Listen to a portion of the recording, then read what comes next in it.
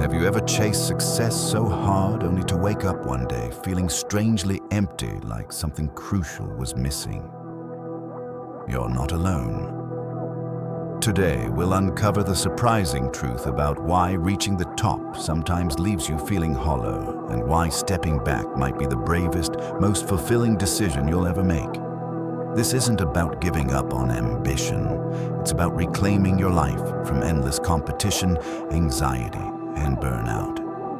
Stick around to the end of this video. You'll discover what real success feels like when you finally stop running. If this resonates, please consider subscribing to the channel. Your support means the world and helps us keep delivering thoughtful, honest stories about what truly matters. Pause for a second and ask yourself the following question. Are you genuinely chasing success? Or are you unconsciously trying to prove that you are not a failure? This might seem like a subtle distinction, but it changes everything once you begin to examine it deeply. In today's world, the notion of success has shifted from being a quiet, inner journey of personal growth into a public performance meant to dazzle an audience.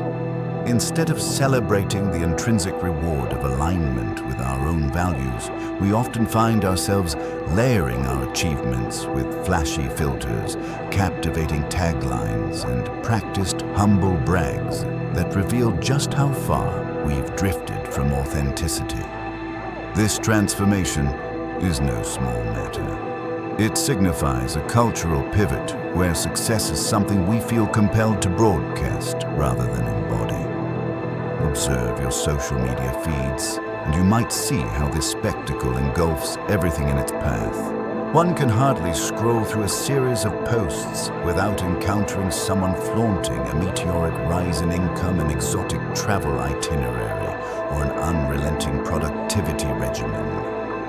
You see the 25-year-old millionaire who has seemingly cracked the code to effortless abundance, the digital nomad sipping cocktails on remote beaches while working from a laptop, or the self-professed productivity guru who wakes at dawn, plunges into ice baths, fits in multiple meditative sessions, and manages to oversee several successful startups, all before the average person has brewed their morning coffee.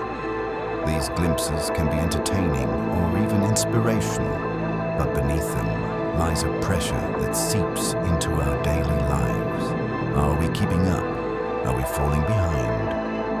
Has our success narrative measured up to these curated standards, when success looks like private jets, luxury timepieces, extravagant masterminds with $10,000 price tags, and polished social media profiles? It's easy to feel inferior if your life lacks these outward signs. We're told that everyone is living the dream, perpetually crushing their goals and enjoying multiple revenue streams that promise financial independence at a young age. Yet, in private, many of us sense a profound dissonance. If so many people are allegedly winning, why does it feel like so many are losing? Why do escalating rates of burnout, anxiety, and depression suggest that these winning streaks are not as fulfilling as portrayed?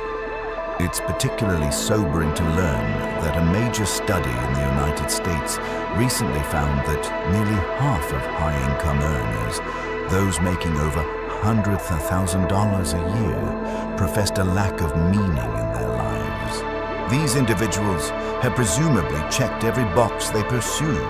The degrees climbed corporate ladders, purchased homes, raised families, and cultivated impressive resumes. Yet when they reach the proverbial apex, a hollowness greets them. The story society sold them, that wealth, recognition, and external validation would yield deep fulfillment, turns out to be tenuous at best, leading to that haunting realization. Maybe none of this is enough. This realization often creeps in quietly, sometimes late at night, sometimes during commutes, and sometimes in fleeting moments where the masks slip and one wonders, is this all there is? Our modern culture, enamored with outward glamour, seldom invites an honest conversation about this emptiness. Instead, it encourages us to hustle harder to chase an ever-receding horizon. And so the chase becomes endless, a treadmill whose pace only quickens, leaving us winded and wondering why the finish line never comes into view. This restlessness stems from a critical truth. Modern success has become a moving target. You might accomplish a particular milestone. Maybe it's a new job title, a certain salary figure, or a coveted luxury item, only to discover that the social narrative has already shifted. Once you get the car, you're told you should have the bigger house. Once you earn 6 figures, 7 is within your grasp. So why aren't you there yet? Once you've achieved an aesthetically pleasing physique, the next frontier becomes turning your personal brand into a profitable enterprise. The pattern is insidiously predictable. Keep running, keep upgrading, keep believing that you can never pause because the race never ceases. Imagine pouring water into a cup riddled with a small hole.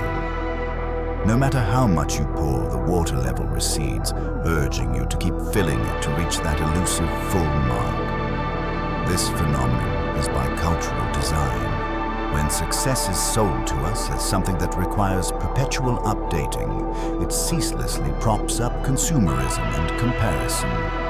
We continue buying new products, enrolling in more mastermind classes, and contorting ourselves to keep the momentum. Our life transforms into a scoreboard, measuring everything: our wealth, our achievements, our social following, our physique, and beyond, until performance becomes the dominant lens through which we view existence. And yet the darker side to all this is how unaware many of us remain while caught in the cycle. We feel the stress, the pressure, and the ongoing sense of insufficiency, but rarely do we question the system causing it. We might justify the grind by claiming we are doing it for our families, securing legacies, or living our dreams. But beneath that surface, the more primal motive resides an unrelenting need for approval. Perhaps it is the hope of hearing someone say, "Wow, look at all you've done," or the subtle high we get when others express envy at our achievements. The trouble is, like any drug, that high is transient. It's not long before we find ourselves needing another fix, a bigger rush, a more dramatic applause. Think of the ache you might feel scrolling through social media where others post pictures of expensive vacations, new cars, or laudable accolades. Often it's less about admiration and more about a creeping sense of inadequacy. The accompanying shame can whisper, "I should be doing more, I should be further by now, or I should have accomplished X or Y." This vicious loop masquerading as ambition is in truth insecurity operating in stealth mode. And so we run faster, hoping we can outrun that insecurity by piling on more achievements, little realizing that every new victory might only deepen our reliance on external praise for a sense of self-worth. Ultimately, the chase does not resolve our inner conflict. It exacerbates it. By making success our measuring rod for personal value, we sever ourselves from the deeper truths of who we are. Rather than building an authentic sense of self grounded in intrinsic values, we tether our identity to an insatiable scoreboard. This begs the question, are we truly pursuing success? Or are we fleeing the dread of failing in the eyes of society, friends, or even ourselves? In the coming sections, we'll peel back the layers of how our society redefined making it and why reclaiming our individual definition of success is essential if we want to escape playing a rigged game that we never agreed to in the first place. Here's a vital insight.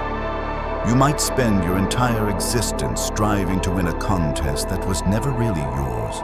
It's as if society hands you a script from birth, mapping out what life's triumphs should look like. Big house, lucrative job, stable marriage, attractive lifestyle, and widespread admiration. Although each of us receives a slightly different variation on this script, the gist remains consistent. If you accumulate the right credentials and markers of success, you'll be revered by the crowd.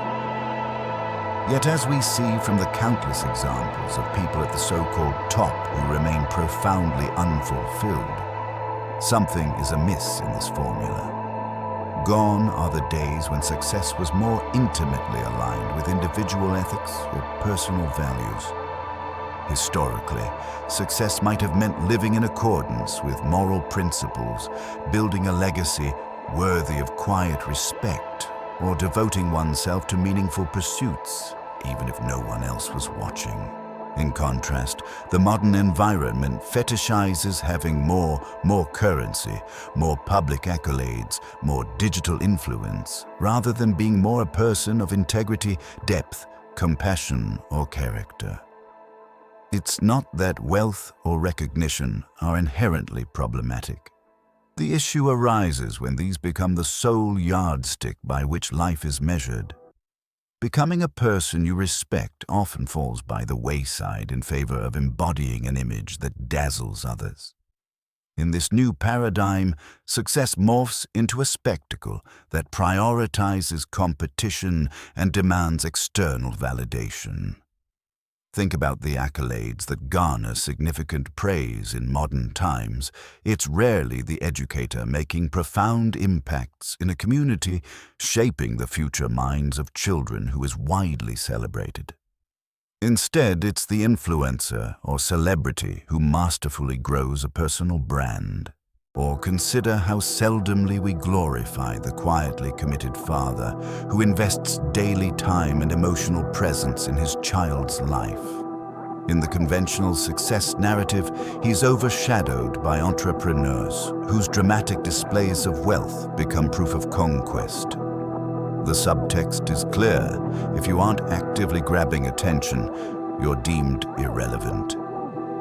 This transformation didn't happen out of thin air. Take note of psychologists like Erich Fromm, who warned us decades ago that our culture was shifting from one that values being to one that exalts having.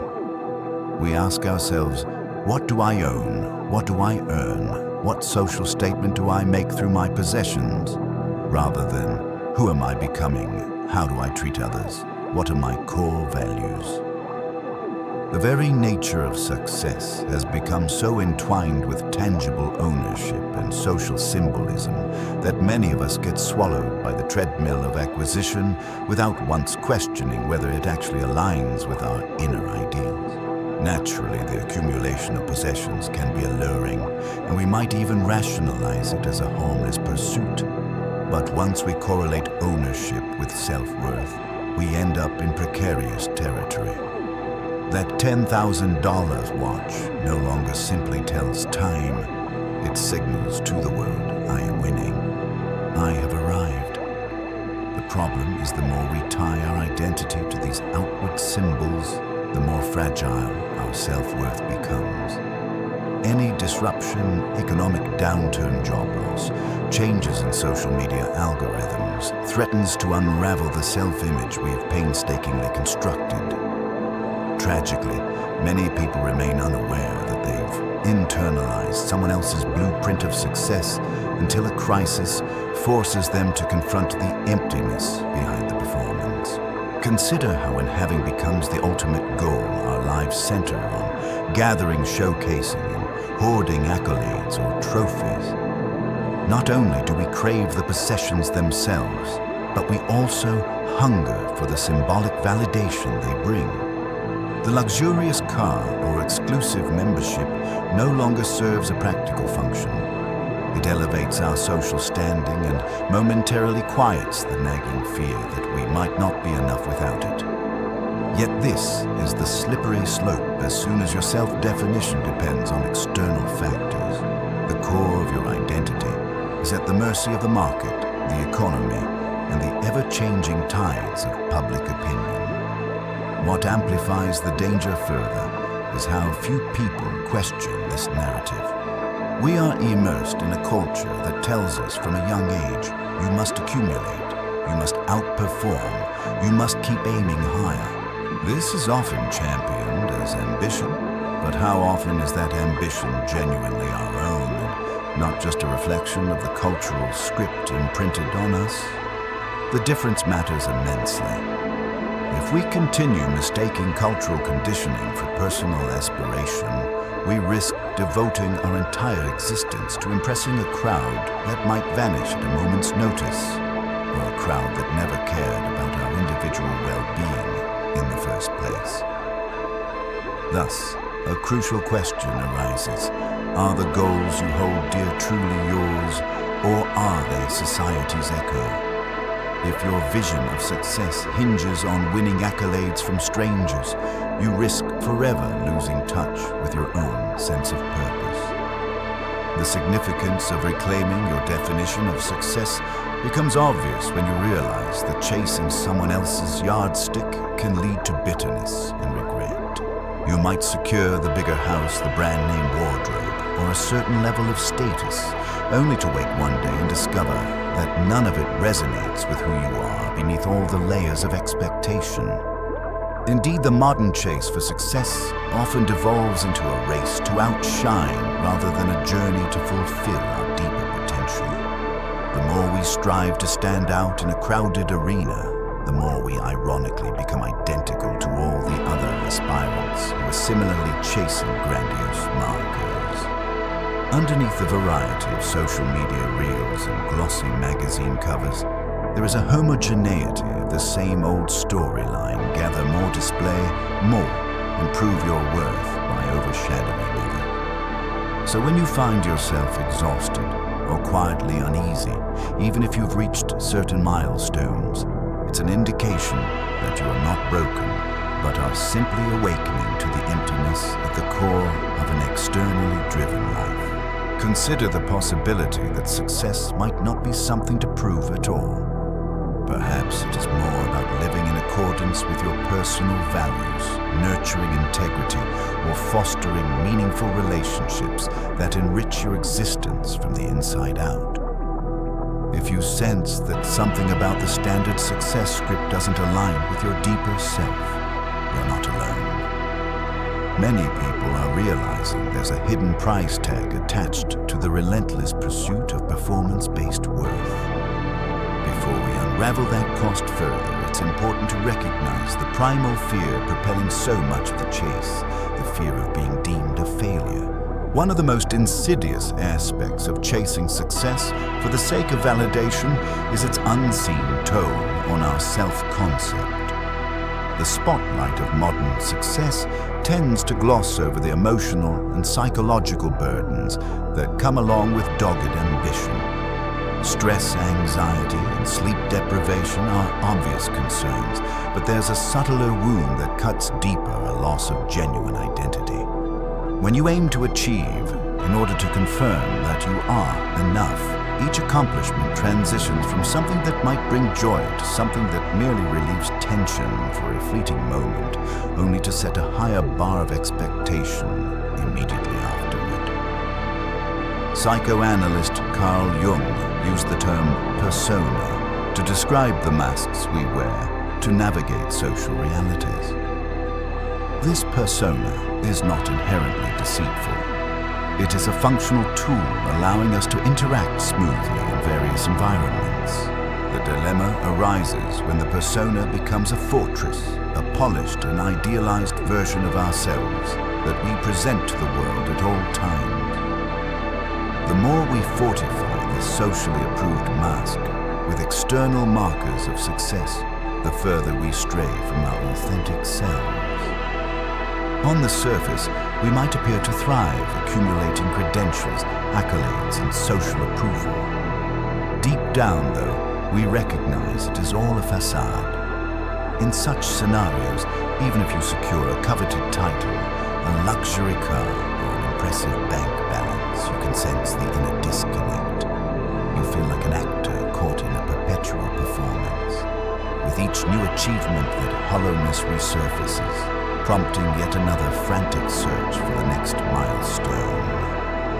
The hunger intensifies, not because you genuinely need more wealth or recognition, but because you're attempting to silence a nagging emptiness that arises from living a life unanchored in genuine self-awareness. Consequently, you may find yourself doubling down on your efforts. Perhaps I need to reinvent my personal brand.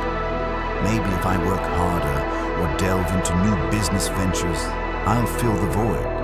Yet the issue is rarely the scale of your ambition.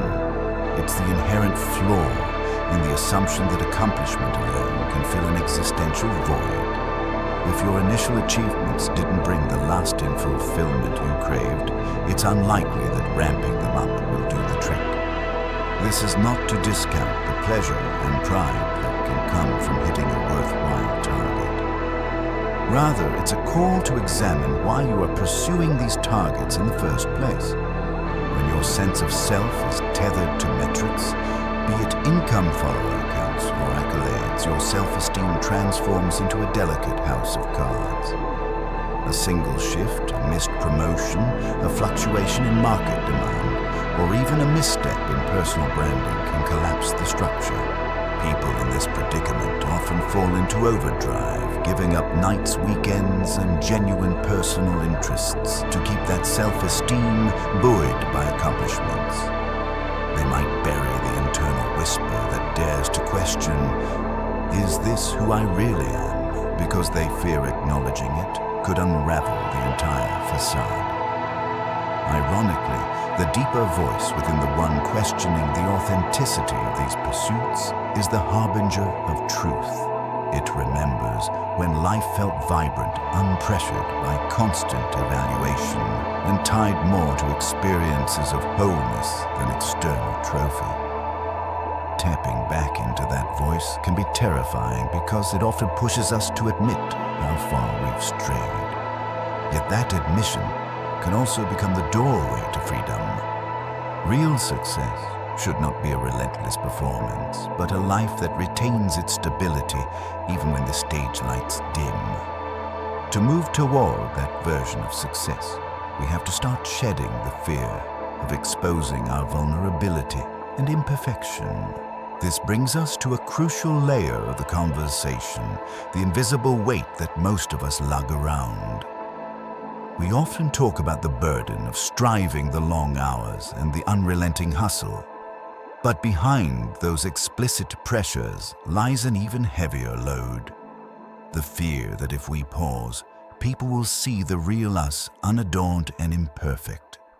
The objective ceases to be live a fulfilling life and morphs into never let anyone see me falter. This pattern not only leads to perpetual exhaustion, but also alienates us from genuine human connections. Since much of our energy goes into self-protection and image maintenance. Ask yourself candidly, what version of success am I upholding, and is it truly mine? This query can be unsettling because it forces us to re-examine what we have possibly accepted as normal or inevitable.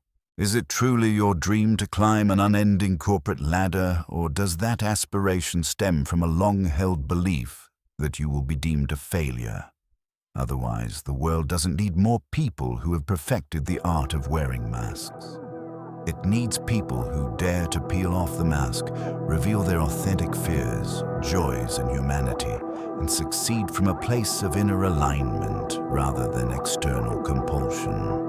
Now consider the role of recognition in this dynamic. Recognition might begin as a moderate desire. Who doesn't appreciate a nod of approval? But in our modern context, where social media bestows instantaneous likes, comments, and shares, recognition can morph into a full-blown addiction without us even noticing. We post updates about our new achievements, meticulously monitor reactions, and subconsciously tweak our next post to elicit a stronger response. Over time, we lose the capacity to gauge whether we feel proud of ourselves, becoming fixated on whether others deem our efforts impressive. The end result is a rewiring of our motivational circuitry. Instead of choosing goals that align with inner convictions, we select them based on their potential for external applause. We stop asking ourselves if our pursuits bring deep satisfaction or contribute meaningfully to our lives. Instead, we wonder how many likes or shares an achievement might garner. This unending quest for external affirmation hollows us out, leaving us anxious, resentful, and perpetually unsatisfied. The paradox is that no amount of external praise can ever permanently assuage insecurity. There's always another horizon, a bigger success story, a new influencer overshadowing our spotlight, or a freshly minted prodigy who outshines us.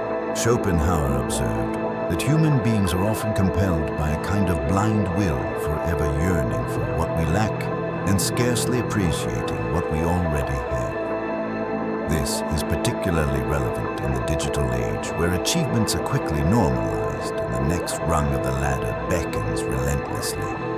The more we feed this treadmill, the more it accelerates. Recognition ceases to be a reward for meaningful work. It mutates into the centerpiece of our existence. We adapt our behaviors to feed the crowd, losing touch with which parts of our identity are genuine. The saddest part is that many of us remain oblivious to our predicament, convinced we are simply hustling for a better future. Yet, if the real impetus is fear of not being good enough without applause, then every accomplishment becomes ephemeral. The moment the crowd's gaze shifts elsewhere, we're left grappling with a stark question. Is this success actually mine, or just the reflection of my terror at being overlooked? The puzzle becomes even more intricate when we dissect how our society propagates the myth of endless climbing. We're taught from a young age to view success as ascending a mountain. You start at the base, work your way up, and eventually reach a pinnacle marked by prestige and prosperity. But what if that entire framework is misleading? What if genuine success has little to do with scaling heights and far more to do with knowing when to stop climbing? Envision success as a pause, the moment you realize you no longer need to keep proving your worth to yourself or to others. It could be a place of deep contentment where you feel whole, not because you possess everything, but because you no longer crave more. This conception of success turns the mainstream perspective on its head. Instead of being loud, ostentatious, and always in motion, success might be quiet, unwavering, and self-sufficient. The challenge, of course, is that our culture extols busyness as a virtue. We are suspicious of those who step away from the race as if they've surrendered or lost their ambition. Yet in reality, it may require a deeper form of courage to opt out of perpetual hustle. You might have encountered people who exude a serene confidence, a sense that they do not require applause to validate their choices. They are grounded, self-aware, and at peace with moments of stillness. Such individuals oft possess a stronger sense of self than those frenetically scaling the social ladder, precisely because they are not enslaved by the fear of losing status.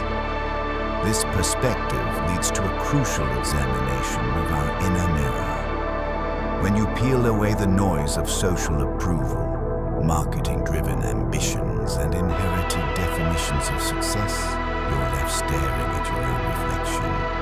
Do you trust the person you see? Do you recognize them?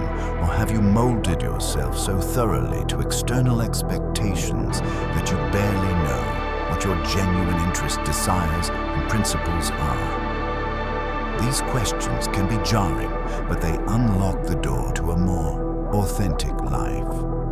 True success, paradoxically, might require shedding layers of artificial ambition rather than accumulating more accolades. Consider the mechanics of this shift. Success ceases to be about how high you climb and starts to revolve around the point at which you find satisfaction and enoughness. Instead of gauging triumph by comparing it to someone else's achievements, you begin to measure it based on your personal alignment, joy, and values. It's not a matter of, I've reached the highest vantage, but I've reached a vantage that resonates deeply with me, and I'm free from the compulsion to keep proving myself. Lest this sound like a call to laziness or mediocrity, remember that the difference is subtle, yet profound. Striving grounded in curiosity, love, and purposeful ambition remains vital. But if your entire identity hinges on the endless pursuit of the next big thing, you risk stepping on that treadmill that never lets you dismount. In this sense, real success demands self-reflection and the fortitude to halt the endless chase when it no longer aligns with who you truly are. Such a standpoint can seem foreign in a performance-obsessed society, but it is precisely the kind of radical shift many long for. In secret, an invitation to reclaim life as an unfolding narrative of depth and authenticity, rather than a relentless scoreboard tally. Now let's delve deeper into Carl Jung's concept of the persona, the socially orchestrated character we present to the world, and his corresponding idea of the shadow, the hidden, neglected parts of ourselves that we prefer not to show or even acknowledge. Modern success narratives typically champion the persona. We polish it, upload it, and let it shine under the spotlight of digital scrutiny. The trouble is that the more we invest in the persona, the more we neglect the shadow. We become so preoccupied with performing that we fail to integrate the vulnerabilities, doubts, and insecurities that make us fully human. This split between the polished exterior and the repressed interior can create a potent inattention. The persona might accomplish remarkable feats, earning advanced degrees, securing significant promotions, or amassing thousands of online followers, yet the shadow remains unaddressed. The more we renounce our shadow, the more it can sabotage our happiness in subtle and perplexing ways. Instead of understanding that authentic wholeness involves acknowledging our flaws and uncertainties, we double down on outward perfection. The result is often a deep sense of isolation, even in moments of public success, because our persona feels unattainable and unsustainable. Jung's insight is that genuine transformation arises not by fleeing the shadow, but by encountering and integrating it. When we confront the aspects of ourselves we've labeled as unworthy or unprofitable, something extraordinary can happen. We realize these hidden elements often hold the keys to creativity, self-acceptance, and a richer emotional life. Far from dragging us down the shadow can illuminate deeper parts of our personality that have been suppressed by the constant performance of success. Many individuals discover this the hard way. Picture the story of a man who invests years, even decades, crafting an impeccable resume and presenting an enviable life complete with lofty credentials and a robust salary. Outwardly, people praise his accomplishments, reinforcing the idea that he has made it. Yet he returns home, feeling disconnected, sensing that his achievements are hollow because they are not aligned with his deeper passions or sense of identity. One day, he steps away quietly, no catastrophic meltdown, just a decisive pivot. He turns toward a dormant love for painting, writing, volunteering, or any pursuit that resonates with his inner voice. For him, success transforms from a quest for approval to an act of self-exploration. This example underscores a powerful truth you don't give up by shifting away from externally dictated goals. You wake up to the possibility that your life can be anchored in authenticity. The contentment that emerges from this shift is typically more sustaining than any fleeting applause. You may still earn money, gain recognition, or enjoy accolades, but they become byproducts of a life in alignment rather than the main attraction. In that alignment lies genuine freedom. You are free from the need to keep proving your existence to a restless audience. Ask yourself, when was the last time you felt at peace with who you were without needing external confirmation? The memory might be hazy because it's not a state the modern success narrative encourages us to cultivate. However, once you recognize that success can be an internal sense of enoughness, you begin to see all the external markers, money, trophies, likes as optional. They may still hold value, but they no longer define your identity. That is a profoundly different mode of living, one in which you participate in the world without losing yourself in the process. The narrative that real success isn't necessarily found at the top of the mountain, but rather at the moment you choose to step off the relentless climb, might resonate deeply for many.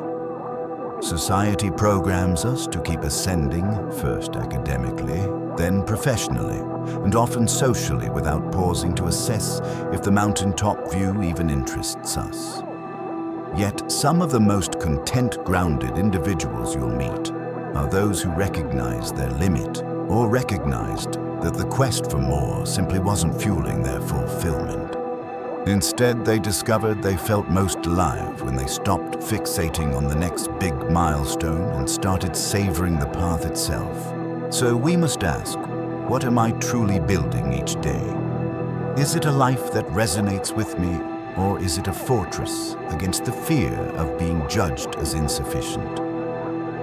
The treadmill of modern life rarely grants us the luxury of slowing down for introspection, but ironically, that very act of slowing down often reveals the illusions at play. We come to see that if we are dependent on success to feel valuable, always needing the next triumph, the next applause, then on some level, we've never truly believed in our intrinsic worth.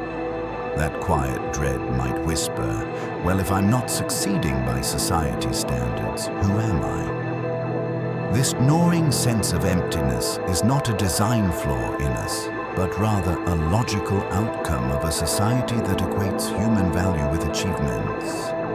If we only feel relieved or valid when we rack up new accomplishments, we're not truly driven by purpose. We're driven by the relief of escaping failure. While the external world often applauds this brand of relentless ambition, it's ultimately draining. Even when you triumph, you remain caged by the anxiety of maintaining your position. Indeed, that gilded cage can look appealing, money, status, nice things, but it's still a cage. You might be recognized by peers and envied by strangers, yet the moment you take a misstep, or the next wave of younger, hungrier competitors arrives, your carefully constructed kingdom can begin to crumble. The scoreboard never sleeps, and it never bestows lasting peace. The world, with its infinite appetite for novelty and bigger, better stories, won't encourage you to break the cycle. Instead, it will feed you an endless stream of new ambitions to chase new people to impress and new versions of your persona to construct. The silver lining is that even in a performance-driven culture, you do have a choice to extricate yourself from a system that has you perpetually auditioning for approval. The first step is to recognize that real success is about arrival, about being fully present in your own life, rather than constantly striving for the next rung. It's the capacity to sit alone in a room free of filters, applause, or an audience and still feel fundamentally whole and unthreatened by silence. This sense of self is far more robust than what fleeting recognition can offer. It stands resilient when the crowd moves on to the next sensation, or when circumstances shift unexpectedly. This kind of inner solidity is what many historical philosophers and spiritual teachers have been pointing toward for centuries, a life in which you live as who you are, not who you believe you must pretend to be. According to Jung, true freedom emerges when we confront what has been relegated to the shadow, the traits, impulses, and fears we're taught to suppress because they don't align with the polished persona. The very things we hide often hold the greatest power to free us because facing them disarms their control over us. For instance, if we have an unacknowledged fear of being seen as not smart enough or not successful enough, that fear quietly drives our ambitions, our late nights at the office, or our compulsion to always say yes to new demands. By acknowledging and naming that fear, we can begin to see how it distorts our decisions. Only then can we reclaim the agency to act from a place of self-awareness rather than from compulsion. Thus, a critical question emerges. Are you chasing success to express who you are or to cover up who you fear you might be? If your identity hinges on achieving certain milestones, it might mean you've unconsciously believed from the start that you were lacking. This isn't an irreparable flaw. It's a misunderstanding that thrives in an environment obsessed with ranking people. The beauty is that once you see the misunderstanding, you can dismantle it. You can shift your focus away from amassing more trophies or likes and toward cultivating an internal sense of worth that doesn't require any external stamp of approval. If the idea stings, let it. Sometimes the sting is the sign of a truth hitting home, igniting an inner transformation that can lead to profound liberation. Freedom awaits not in the next grand coup, but in the moment you realize you don't need a grand coup to validate your right to exist and be cherished. This shift may sound deceptively simple, but it underpins a radical reorientation. Success changes from an outward chase to an inward recognition.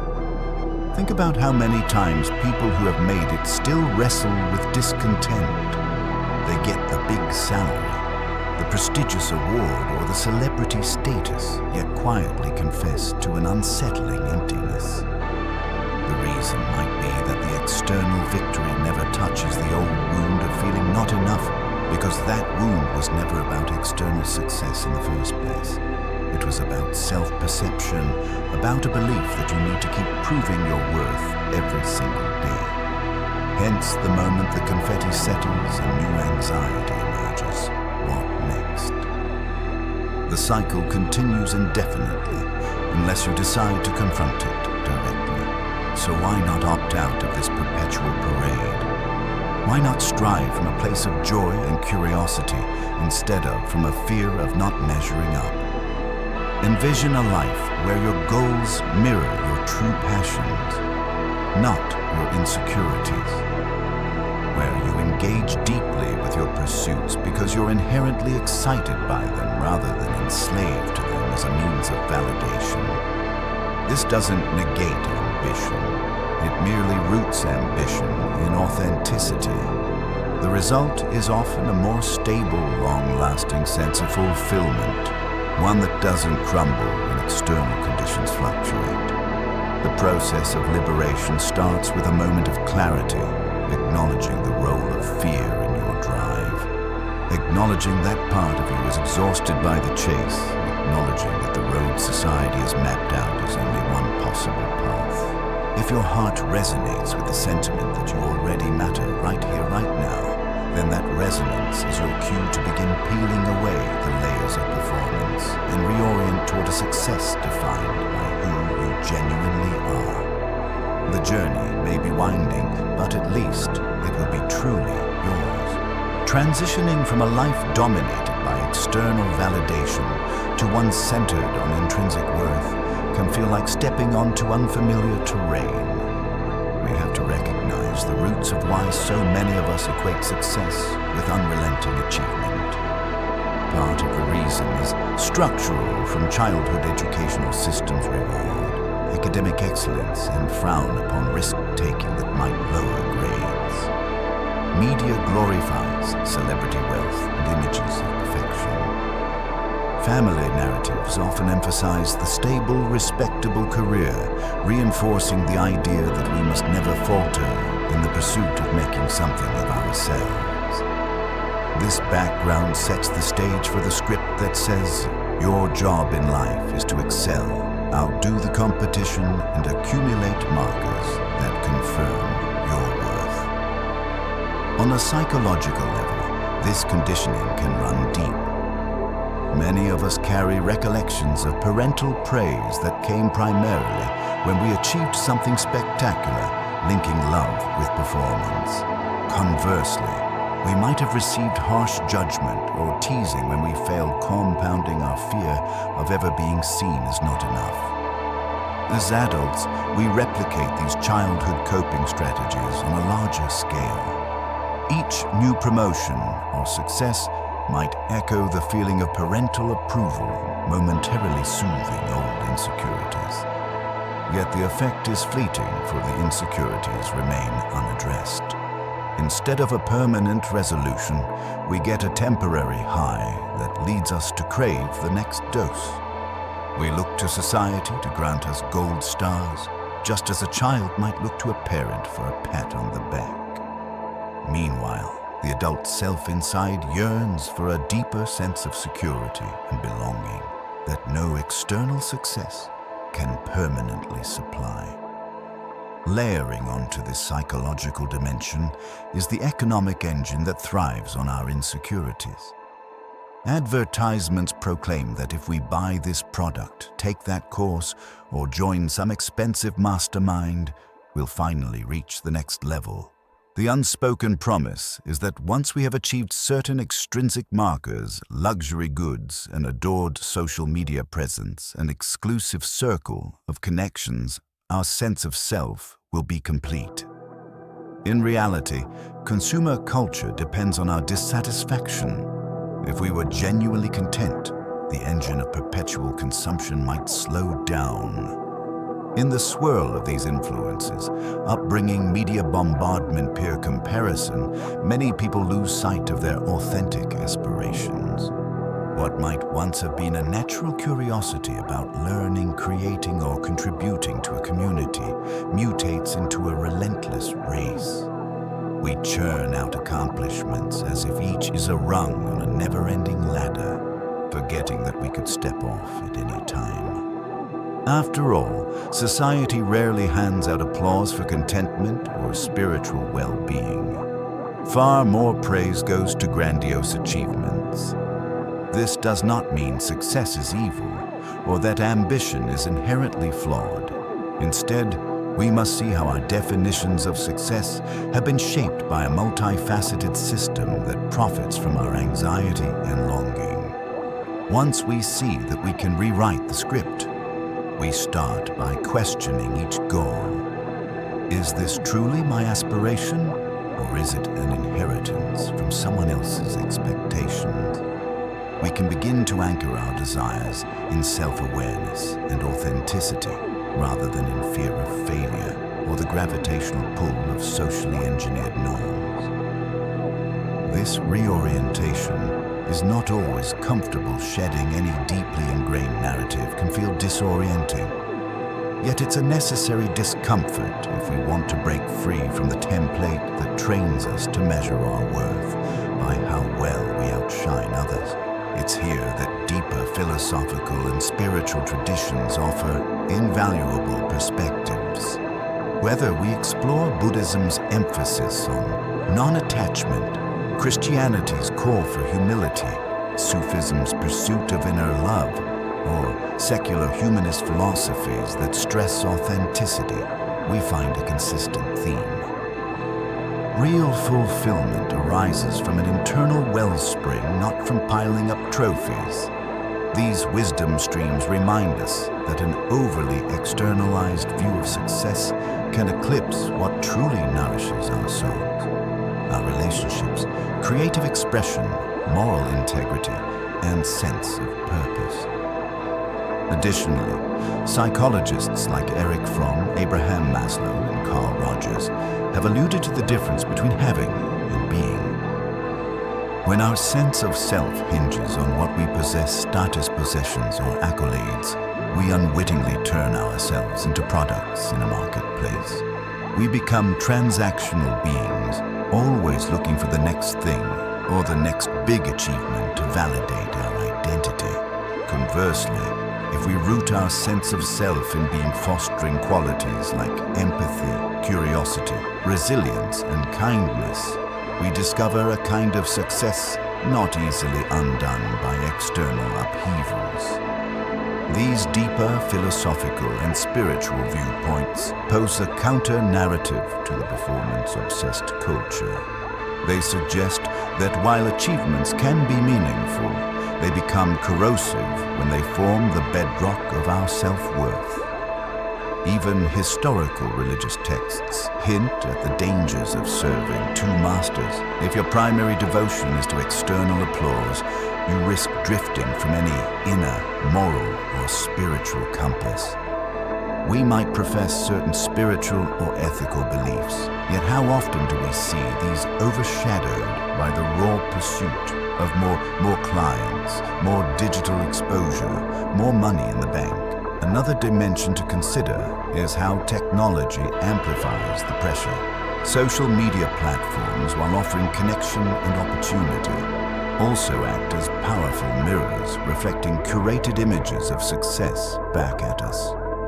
The cycles of likes, shares, and comments can become addictive, especially if we're already uncertain about our worth. Instead of using these platforms as tools for collaboration or genuine expression, we begin to treat them as the ultimate arbiters of our significance. Breaking free from this dynamic often demands a conscious recalibration. We must step back and ask, are my digital engagements fueling my growth and connection, or are they merely feeding my insecurities? This honest reflection can be uncomfortable, yet it's crucial in preventing technology from morphing into an endless echo chamber of who's doing it better. It's not that social media is inherently harmful.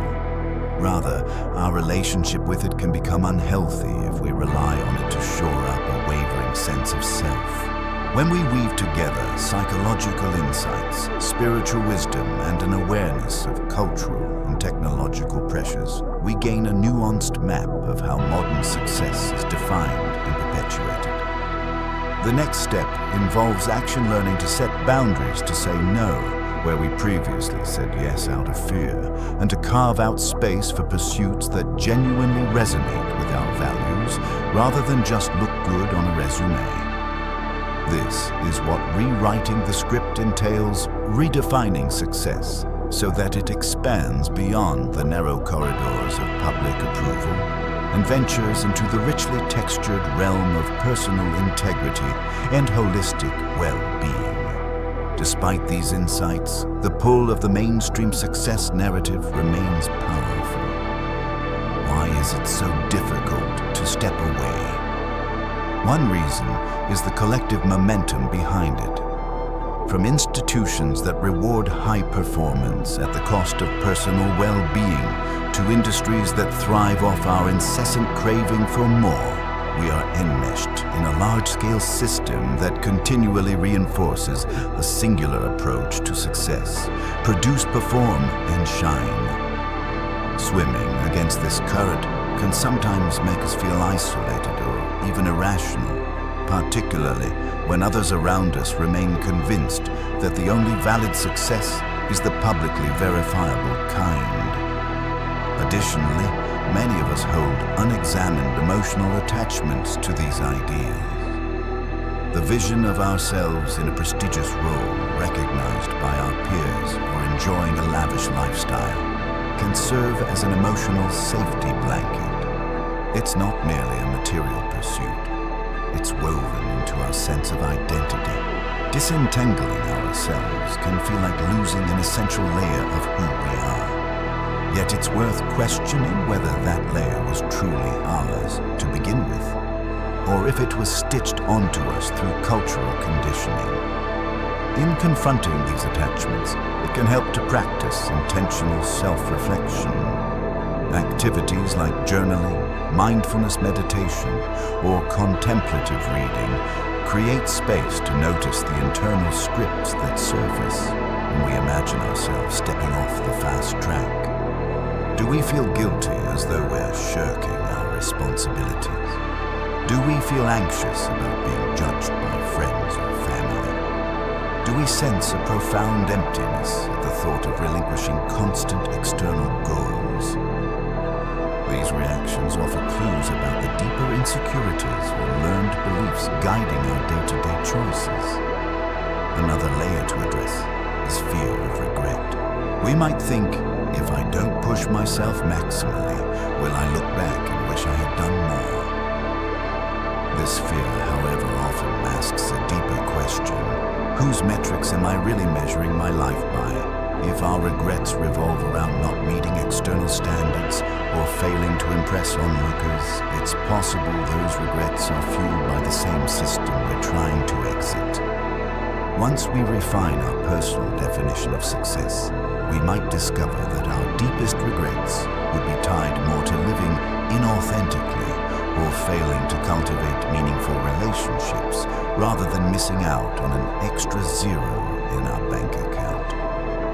Recognizing these mental and emotional complexities doesn't mean we must forfeit all ambition. Rather, it allows us to harness ambition more creatively and consciously. We can still set high goals, but now they emerge from a place of genuine passion rather than from a terror of inadequacy. This shift in motivation typically leads to a healthier, more sustainable form of engagement. When you work on a project that resonates with your heart, you might invest countless hours without the same toxic stress that arises when you're driven purely by the necessity to prove something. Ultimately, stepping away from the crowd's definition of success can feel risky, but it opens the door to a life that resonates more authentically. In the next paragraphs, we'll explore how to reorient your internal compass away from external demands, and how doing so can make your path more stable, resilient, and personally rewarding. By identifying the invisible strings pulling you toward a predefined success storyline, you gain the power to cut those strings and walk your own course, grounded in a vision that is truly yours. One powerful tool in this reorienting process is to consciously distinguish between fear-based drive and inspiration-based drive. Fear-based drive arises when we act because we can't bear the thought of being overshadowed, humiliated, or exposed as less competent than others. It keeps us up at night working feverishly, not in a spirit of joy or growth, but out of a gnawing anxiety that we might be deemed inferior. If this pattern resonates with you, it's worth noting that you're not alone. Modern culture excels at fostering fear of inadequacy. Commercials, social platforms, and success gurus often lean on fear to sell solutions, framing our lives as a crisis that only the right product or method can resolve. On the other hand, inspiration-based drive emerges from an internal calling, a spark that makes you want to explore, create, or contribute. It doesn't vanish after a single setback, nor does it rely on the applause of an audience to keep going. Instead, it's self-sustaining, fueled by curiosity and passion. Certainly, you might still enjoy recognition or rewards, but these become secondary perks rather than the main objective. An artist, for instance, may paint because it resonates with their soul, not solely because they yearn for a profitable gallery showing. When you catch yourself feeling anxious about your progress or comparing yourself to others, pause and ask, am I motivated by fear or by genuine love for what I'm doing? Sotavo, the distinction might seem subtle, but the emotional consequences are profound. Fear-based striving is relentless and draining, often propelling us into exhaustion or burnout. Inspiration-based striving, while it can still be intense, tends to be more sustainable. It provides room for rest, reflection, and the acknowledgement that growth is a process. This approach naturally challenges the status quo, which valorizes hustle and glorifies suffering for the sake of success. In a fear-driven culture, Periods of rest, introspection, or leisure are often dismissed as weakness or laziness. Yet historically, some of the greatest innovators and thinkers, from Leonardo da Vinci to Nikola Tesla, valued rest and free exploration, finding breakthroughs during moments when they weren't actively producing. If you observe your own life, you might recall that some of your best ideas or epiphanies arose unexpectedly during a walk, a vacation, or even a quiet, meditative pause. Moreover, approaching success from inspiration rather than fear helps us disentangle personal growth from unhealthy comparison. Instead of forever scanning the horizon to see who has more money, more followers, or more prestige, we gradually redirect our focus to our own journey. It's not about ignoring healthy competition or the achievements of others, but about recognizing that someone else's path doesn't negate our own. When success is defined by alignment with your own values, someone else's triumph becomes less of a threat and more of a testament to the diversity of human capability. In the broader perspective, this shift is about reclaiming sovereignty over your life's narrative. You decide what success looks like, how you measure progress, and why a particular goal matters to you. No longer are you at the mercy of every societal wind that dictates you must buy more, do more, or be more. Freed from that external compulsion, you can pursue excellence with a sense of joy, channel your ambitions with creativity, and ironically, often achieve even greater feats. The key difference is that these accomplishments won't feel hollow because they're pursued for reasons that remain deeply personal and fulfilling. Building a life around intrinsic definitions of success also means acknowledging how recognition itself operates. We've established that recognition likes awards. Applause can be a potent drug, but we can move toward a more balanced view of recognition, seeing it as a pleasant bonus rather than our core source of identity. This calls for an honest audit of our emotional responses. The next time you receive praise or an influx of likes on social media, observe your internal reaction. Do you feel a surge of relief, as if you finally earned the right to exist comfortably in your own skin? Or do you feel a gentle, appreciative warmth that compliments but doesn't define your sense of self? Over time, practicing this kind of self-observation helps you recalibrate the weight you assign to external affirmations. Praise becomes something you can welcome without depending on it for your daily emotional climate. At the same time, criticism or lack of acknowledgement won't devastate you the way it might if your entire self-concept hung in the balance. You recognize that external feedback is simply information, not an ultimate verdict on your worth. This stance can free up immense mental and emotional energy. Instead of channeling your efforts into polishing your persona for the crowd, you can devote yourself to more meaningful pursuits, deepening your relationships, exploring creative outlets, or engaging with causes that resonate with your values. You might still enjoy accolades along the way, but they become secondary, lessening their power to dictate the ebb and flow of your self-esteem. Another result of this shift is an expanded capacity for authentic presence. When you're not perpetually fixated on the scoreboard of life, you can be truly present in each moment. Conversations become richer because you're less preoccupied with how you appear and more attentive to the person you're speaking with. Opportunities for collaboration flourish because you're not seeing everyone as a competitor for scarce accolades.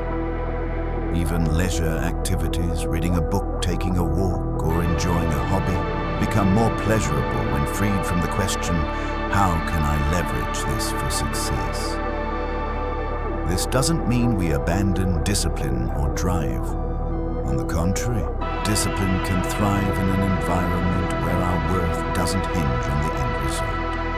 We can practice our craft, Whether it's coding, designing writing, or building a business from a place of curiosity and dedication rather than desperation. This approach often yields higher quality outcomes because our mental bandwidth isn't clogged with anxiety over external judgment. Intriguingly, many people who adopt this mindset find that they become more successful by conventional standards. Their work is fueled by passion and authenticity, attracting genuine supporters and collaborators. Their personal brand. If they maintain, one grows organically because audiences sense the genuineness behind it. Paradoxically, by detaching from the relentless chase for validation, they embody a calm assurance that draws positive attention naturally. Yet the difference lies in not being enslaved by that attention. Should the limelight shift or fade, their sense of self remains intact, rooted in their values and internal fulfillment rather than in the applause of the crowd. Therefore, learning to hold recognition loosely is a pivotal element in cultivating a healthier definition of success.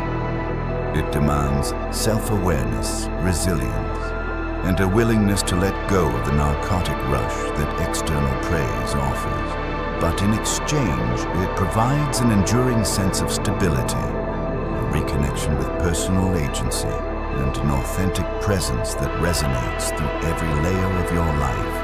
You become the author of your destiny, no longer outsourcing your self-image to the fluctuating feedback of the world around you. At this point, it's useful to ask, what does success practically look like when self-defined? We can theorize about authenticity and internal worth all day, but how does it translate into real-world structures? One approach is to consider goals that are genuinely aligned with who you are. Instead of following every shiny opportunity, you learn to discern which ventures resonate with your values and which are fueled by an urge to impress. This could mean selecting projects or jobs that stimulate both your intellect and your sense of meaning, even if they don't offer the largest paycheck or the highest social status. Another dimension of practical application is how you structure your time. For some, success might mean having windows of unhurried creativity each morning, a space to write, paint, or reflect before the day's demands pile up. For others, it could involve setting firm boundaries around work hours, ensuring that family health and friendships receive adequate care. These choices might clash with the conventional script that says, always be available, always be hustling, but they reflect a deeper loyalty to personal well-being and relational harmony. Financially, self-defined success does not deny the importance of stability, but it reframes money as a tool rather than the ultimate goal. You might still aspire to a comfortable living, but the impetus is not merely to maximize your income. Instead, money becomes a means to enable experiences or support causes you deeply care about, rather than a symbol of dominance or validation. This shift often changes spending habits rather than accumulating status. Enhancing possessions, you invest in areas that foster genuine growth or happiness, like education, memorable travel experiences, or philanthropic endeavor. The workplace, too, transforms under a redefined success model. Instead of viewing colleagues as rival contestants on a grand stage, you begin to see them as potential allies or collaborators on a shared mission. This mindset fosters healthier team cultures where people can share ideas, acknowledge each other's contributions, and celebrate diverse accomplishments without succumbing to envy or relentless one-upmanship. Leaders who adopt this perspective often encourage a broader definition of progress, valuing mentorship, ethical behavior, and employee well-being alongside financial metrics. At home, relationships can become richer and more present.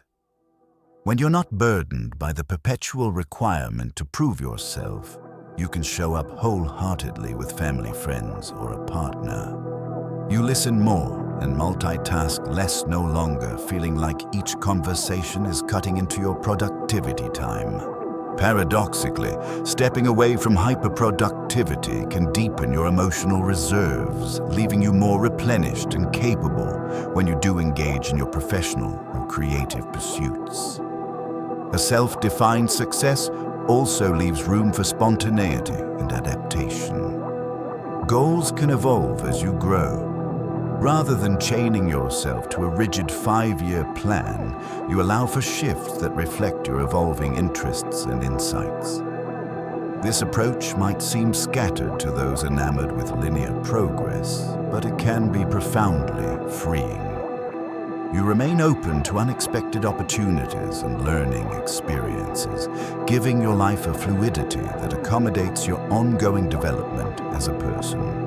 In all these ways, career choices, time management, financial perspective, workplace culture, and personal relationships, the difference is not a single radical move, but a continuous practice of aligning decisions with internal truths rather than external pressure. Over time, this alignment fosters a sense of coherence in your life.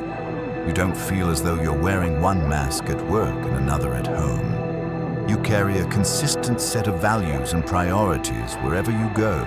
That coherence might well be the hallmark of a success that's built to endure because it doesn't crumble under the weight of shifting societal fads or the latest must-do hustle trend.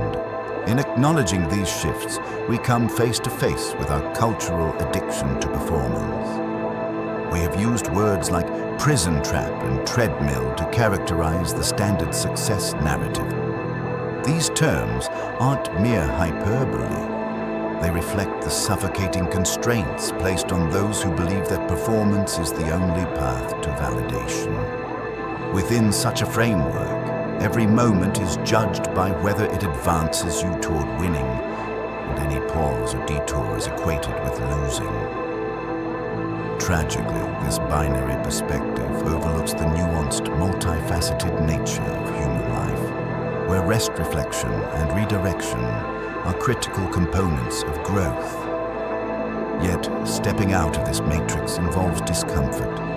We might face social friction when we decline extra projects or choose a less prestigious role. Friends or relatives may question our choices or caution us about wasting potential. Some might even interpret our actions as a sign of complacency. However, the measure of our commitment to a self-defined success is whether we can endure these pressures without succumbing to them, whether we can remain anchored in our own sense of direction, even when outside voices clamor that we should do more, be more, earn more. Interestingly, this process can make us far more resilient in the long run. When your self-worth isn't tethered to meeting every external demand, a setback doesn't shatter your identity. Yes, you might be disappointed or encounter financial strains, but you're buffered by the knowledge that your value doesn't evaporate with one missed opportunity. This resilience can paradoxically lead to greater success down the line because you're willing to take thoughtful risks and experiment with original ideas without the paralyzing fear of total identity. Collapse should you fail. Moreover, truly owning your story can be a beacon of hope for others. In workplaces, families, or social circles, people who step off the treadmill and carve out a more authentic path often become catalysts for deeper conversations. They model the possibility that there are multiple ways to define success, that not all who wander are lost, and that peace can be found in places our culture rarely encourages us to look. Their presence alone can plant seeds of possibility in those still caught in the race. Meanwhile, it's crucial to underscore that leaving the treadmill does not equate to an aversion to excellence or an abdication of responsibilities. Rather, it's about selecting which responsibilities merit our loyalty. Do we blindly devote ourselves to a corporate job that drains us simply because it sounds prestigious? Or do we channel our expertise into a community project, a startup, or a creative endeavor that resonates with our core values, even if it lacks the glamour of the more conventional route? Emphasizing meaningful engagement over superficial allure is the hallmark of this shift. As we bring part 2 to a close, let these insights gently challenge the assumptions we've carried for so long. Allow them to prod you into asking, is my definition of success carrying me toward a life I deeply cherish, or am I drifting along a path I never consciously chose? The act of questioning is itself transformative.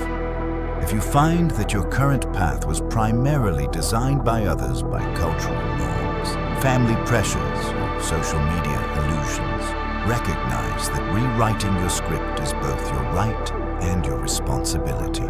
The tapestry of your life is yours to weave, and the threads of authenticity, purpose, and genuine well-being are waiting for you to pick them up. Stay with us as we transition into part 3, where we'll explore specific strategies and reflections to help anchor these insights into day-to-day living. The path may feel daunting, but it holds the promise of a success story uniquely beautifully and unmistakably yours. Having dissected how our culture fuels a performance-based view of success, we now shift to the practicalities of reclaiming your sense of identity. This is the juncture where theory becomes action, a space that can be both thrilling and anxiety-provoking. One of the first steps is to audit your life for hidden obligations that might be maintaining your role in the spectacle of success. These obligations can manifest as social expectations like attending networking events you secretly dread, or professional norms that insist you be available around the clock. Start with a basic list of your commitments, from job tasks to social engagements, and ask, which of these reflect my personal values, and which are primarily performed to keep others impressed or placated? If you find a significant portion of your schedule is swallowed by activities that drain rather than energize you, you've identified potential points of transformation. Simplifying your commitments or delegating what you can might feel uncomfortable initially, especially if you're accustomed to pleasing or impressing everyone around you. However, every single hour freed from superficial obligations can be reinvested in areas that genuinely enrich your spirit. As you peel away these layers, you'll likely encounter fear of judgment, fear of lost opportunities, or fear of confronting an unfamiliar sense of spaciousness in your calendar. A jam-packed schedule often masks deeper insecurities by leaving us no time to ponder what we genuinely want. Slowing down can suddenly make those questions impossible to ignore. Yet this is precisely where the real work and the real liberation begins.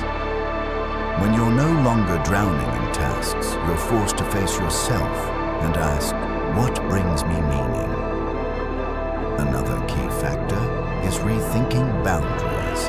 If you perpetually say yes to requests out of a need to be indispensable or admired, consider the possibility that a well-placed no can be a radical act of self-affirmation. Boundaries protect the mental and emotional space required for introspection, creativity, and authentic relationship building. They also signal to those around you that you value your time and integrity enough not to let them be consumed by a hustle-centric culture. While some might resist at first, the people who truly respect and appreciate you will eventually adapt to your boundary setting, often resulting in more genuine interactions. It's also important to cultivate self-awareness practices. This might mean a short daily meditation or a longer retreat if circumstances allow. The aim is not to fix yourself, but to attune to the thoughts, feelings, and longings that have been overshadowed by incessant busyness. Silence, though initially uncomfortable for many, can reveal the assumptions you've carried unquestioned for years. For instance, you might discover that your drive to always be the smartest person in the room stems from an early childhood memory of being dismissed or belittled. Uncovering that origin story helps you rewrite it. Instead of continually proving your intelligence, you can channel your intellectors into projects that truly matter to you. By addressing your hidden obligations, establishing protective boundaries, and fostering self-awareness, you're already making strides toward a radically different relationship with success. The shift is away from achieving so I can be worthy and toward being worthy. Therefore, I can choose how and when I want to achieve. This shift sets the foundation for everything that follows. No longer trapped by external definitions, you begin reclaiming the narrative of your life, reintroducing peace, curiosity, and genuine self-acceptance where fear and performance once dominated. Once you've created space by shedding non-essential commitments, the next logical step is to identify your core values, the guiding principles that offer a deeper sense of meaning and direction. Core values could range from compassion, creativity, and family to justice, authenticity, and adventure. The key is to ensure these values come from within rather than from societal expectations. For example, if you discover that adventure is a core value, it might guide you to plan more explorations or incorporate creative risks into your work. If family is paramount, you might realign your schedule to ensure dedicated high-quality time with loved ones. Aligning with your values helps you reassess your goals through a new lens. Instead of chasing promotions or accolades solely because they're culturally celebrated, you can scrutinize each pursuit with questions like, does this endeavor resonate with my core values? Does it allow me to grow as a person, or does it merely inflate my resume? Will this path ultimately enhance my well-being and that of those I care about?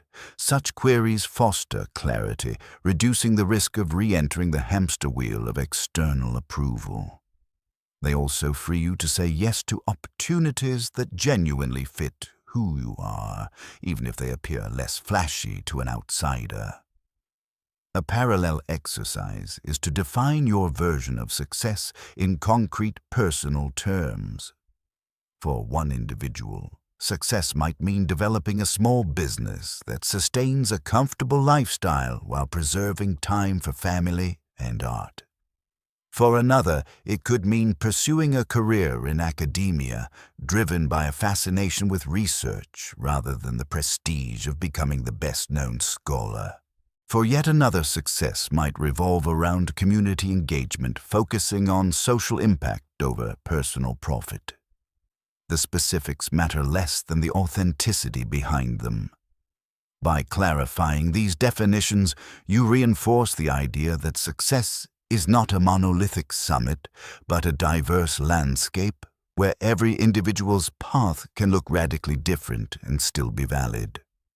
Of course, this stands in sharp contrast to the uniform script society often hands us, where success is equated with constant expansion of wealth, influence, or social standing. Yet stepping into your personal vision of success is precisely what fosters a sense of inner peace. You can appreciate other people's achievements without feeling threatened because you understand that you're playing a different game guided by unique values and aspirations. Along this journey, it's crucial to remain alert for self-sabotage. Old habits of comparison or fear-based thinking may resurface, especially when you see peers advancing in more conventional ways. In these moments, grounding yourself in your core values becomes a stabilizing force. Reflect on the reasons you chose this path. Perhaps it offered greater emotional or spiritual fulfillment, or aligned more closely with your desire to contribute to a community.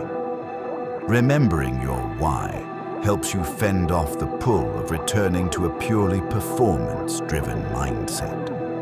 Ultimately, clarifying values and reimagining success can feel akin to discovering an uncharted part of your psyche, both exhilarating and daunting. The key is to remain gentle with yourself. Real transformation often unfolds in fits and starts with moments of clarity, followed by doubts and regressions.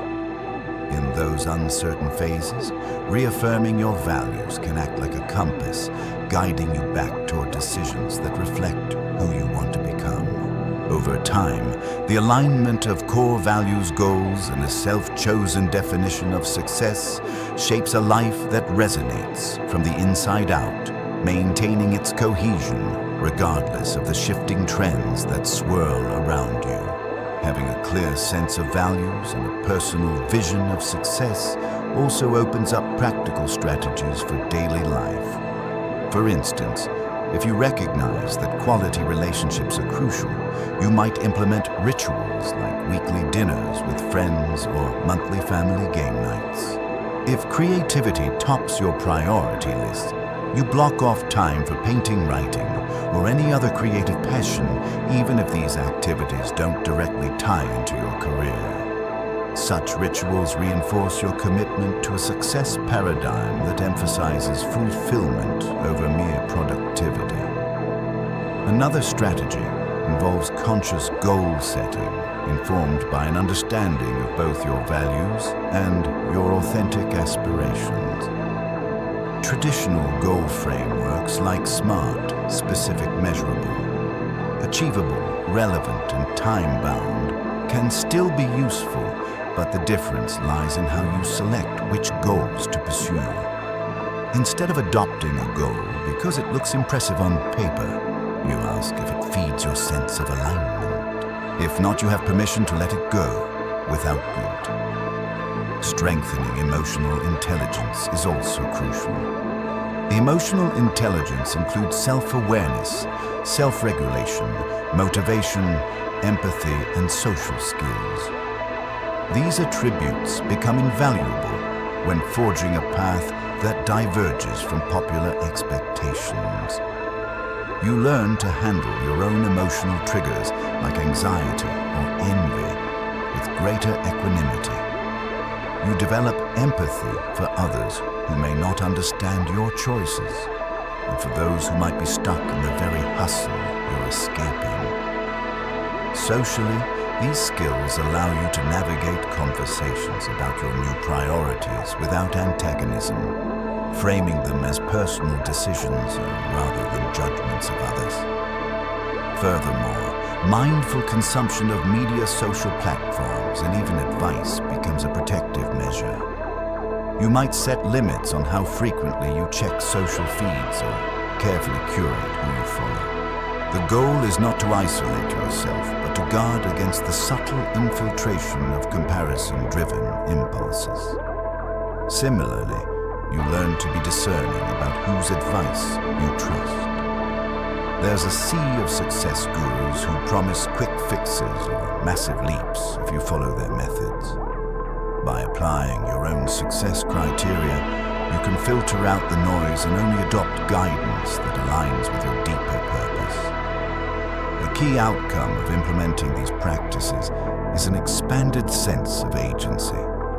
Instead of feeling buffeted by external forces, societal expectations, market trends, familial pressure, you reclaim the driver's seat.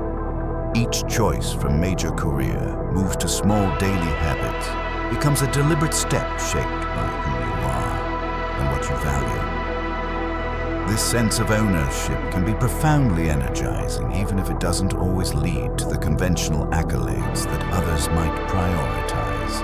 Your confidence in turn grows sturdy because it rests on self-respect rather than the fleeting approval of an ever-shifting crowd. Finally, all these strategies underscore a crucial reality. Real success is not a destination, but a living process. Each day, you can refine, readjust, and reevaluate. You're allowed to change course if you discover new insights or passions. as you embrace this fluidity, the fear of failure diminishes, because you're no longer fixated on a singular finish line.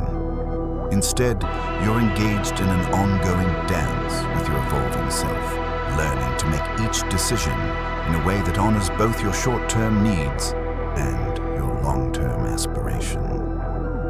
This holistic perspective lets you experience a deeper sense of peace even as you continue to grow and adapt.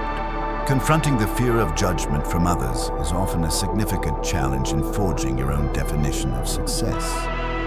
Many of us feel a visceral pang at the thought of letting down or confusing the people in our lives. Parents, mentors, and peers might have come to expect a certain trajectory for us, a stable corporate career, for instance, or a perpetual climb in social standing. When you diverge from these norms, you may face skepticism, unsolicited advice, or outright disapproval. Yet part of authentic success is recognizing that while external opinions can offer perspective, they do not dictate your personal truth. Here's where effective communication plays a pivotal role. Rather than vanishing from old environments or burning bridges, you might opt for honest discussions. You could explain that you're recalibrating your priorities to align with deeper values, making it clear that this isn't about rejecting them, but about finding a path that resonates more intimately with your genuine self. Some individuals might never fully understand, and that's a reality we must accept. But others could over time become your fiercest supporters once they see the meaningful changes in your well-being and sense of fulfillment. In family dynamics, such conversations can be delicate. Parents who worked hard to see you achieve financial or social milestones might be confused or even hurt if you take a step off the typical success ladder. Nonetheless, an empathetic yet firm stance goes a long way.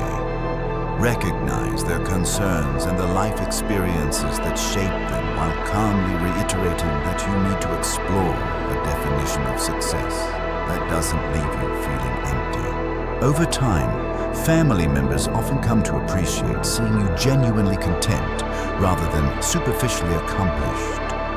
Within professional circles, adopting a self-defined success model might mean setting different boundaries around availability or choosing team collaborations based on shared values. You may need to renegotiate responsibilities or adjust your trajectory within the company. In some cases, it might inspire you to seek an entirely new workplace environment, one that fosters autonomy and a more holistic view of employee wellness.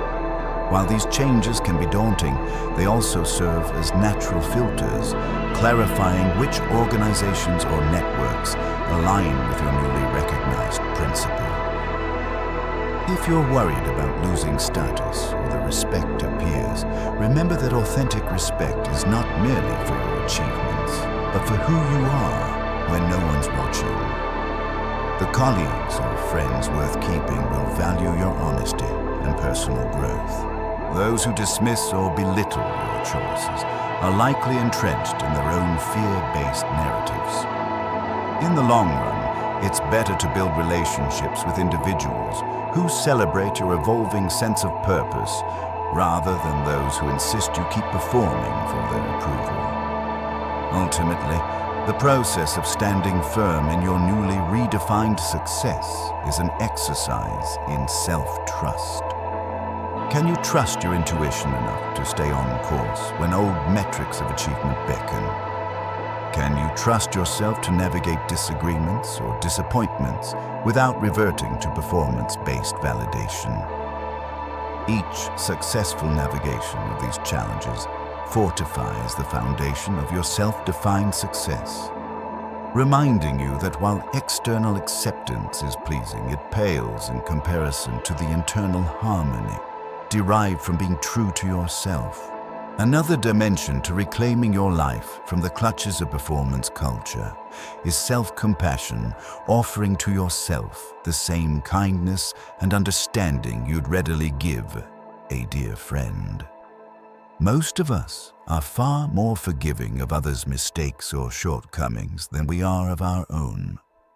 If you stumble while trying to exit the rat race, or if you find yourself momentarily enticed by glittering forms of external validation, your initial instinct might be self-criticism. I should know better, you might admonish yourself. Or I'm failing at not chasing success. This, ironically, becomes yet another loop of perfectionism.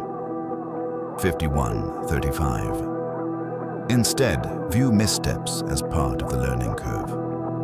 If a friend confessed they were struggling to break free from externally driven goals, you likely wouldn't label them a failure. You would empathize, acknowledge the difficulty, and encourage them to keep going. Offer yourself that same courtesy. This mindset shift transforms each hiccup into an opportunity for insight.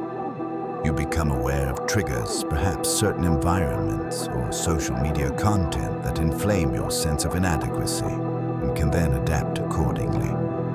Mindfulness practices can be especially helpful in cultivating self-compassion. A few minutes of mindful breathing each day can ground you in the present moment, alerting you to self-critical narratives as they arise. By noticing these thoughts without judgment, you weaken their power to dictate your emotional climate. You begin to see negative self-talk as a habitual pattern rather than an inherent truth. Over time, this recognition grows into a gentler internal dialogue that supports rather than sabotages your emerging values. Another boon of self-compassion is the resilience it fosters. When your self-worth doesn't hinge on perfect performance, you're more willing to take healthy risks, innovate, or pivot directions when something no longer serves you. You don't fear failure as a catastrophic end. You see it as a natural step in refining your path. This perspective stands in marked contrast to fear-driven ambition, where failure is viewed as a personal defect that must be hidden at all costs. Beyond personal benefits, self-compassion has a ripple effect on your relationships. If you're kinder to yourself, it's much easier to extend genuine kindness to others. You recognize that everyone is grappling with insecurities, societal pressures, and illusions of success. Rather than envying or judging them, you can connect on a more empathetic level.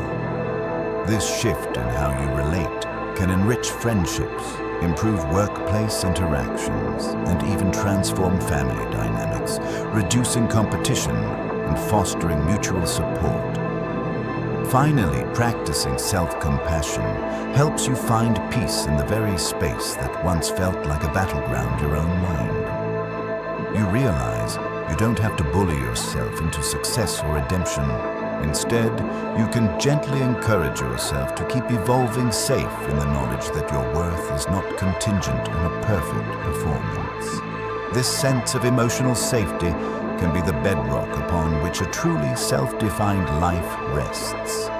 It ensures that even if external storms arise, be it professional challenges, personal losses, or unexpected detours, you hold an internal sanctuary of reassurance. In essence, self-compassion is the scaffolding that keeps you steady as you dismantle old paradigms and build a new, more meaningful framework for success. Another crucial element in this transformative journey is to cultivate a supportive community or network, whether online or in person. The people around you significantly influence your mindset, often more than you realize. If your circle is dominated by those who measure success purely in external terms, status, wealth, popularity, you may find it difficult to maintain your new orientation. You could constantly feel the pull to rejoin the race, especially if they question or undermine your evolving priorities. Conversely, seeking out communities that celebrate authenticity and personal growth can bolster your resolve.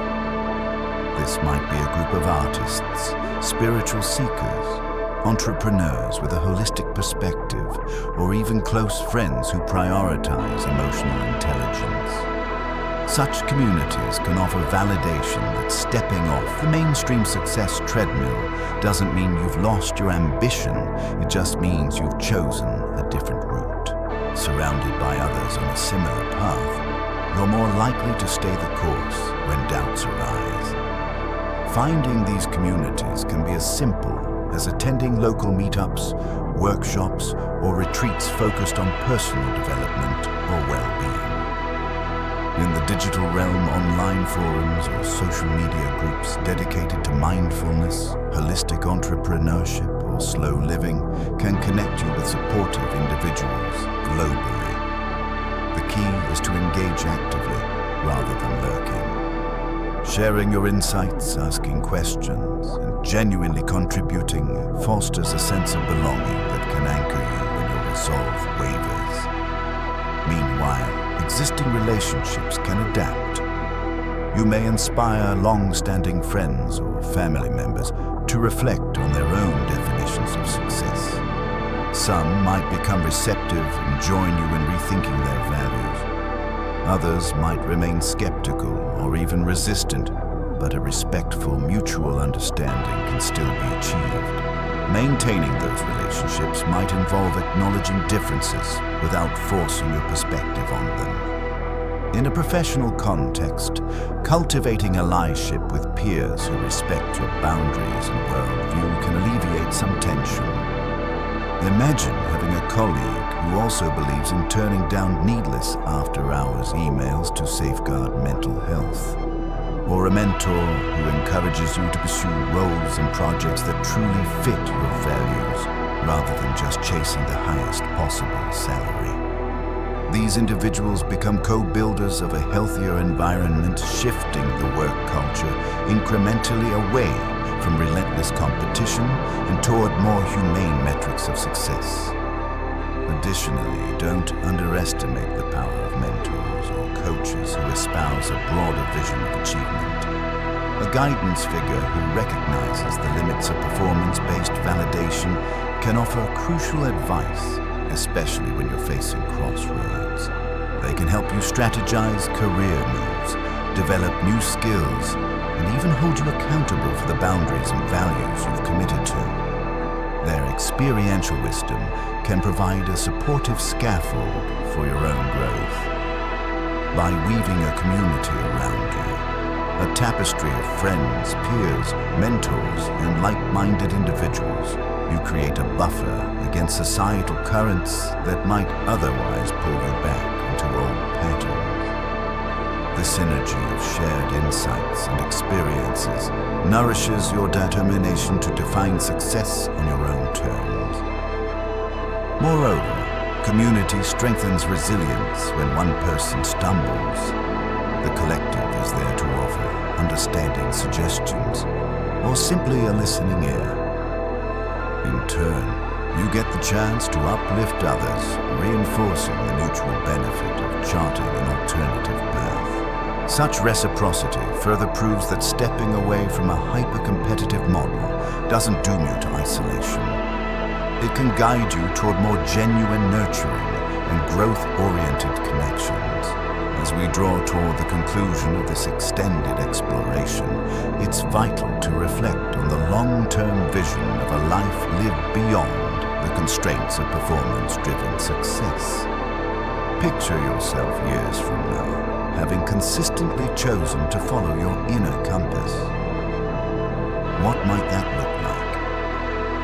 Perhaps you'll have a career that, while not necessarily leading to the highest salary in your field, provides you with a sense of purpose and the flexibility to tend to personal passions or familiar relationships. Maybe you'll live in a home that feels cozy and grounded rather than a palatial showcase that drains your resources for the sake of appearances. You might have fewer trophies, literal or metaphorical, but experience a deeper day-to-day contentment. Your creativity could flourish, not stifled by the fear of failure or overshadowed by perpetual hustle. Your relationships might also take on greater depth as friends and family, find you more present, patient, and genuinely engaged with their thoughts and emotions. In essence, a calmer, yet more profound, richness weaves through every aspect of your life. This long-term vision also encompasses how you handle life's inevitable challenges, health issues, economic downturns, personal losses. When your self-concept is anchored in who you are, rather than what you achieve, these hardships, though painful, won't necessarily unravel your sense of identity.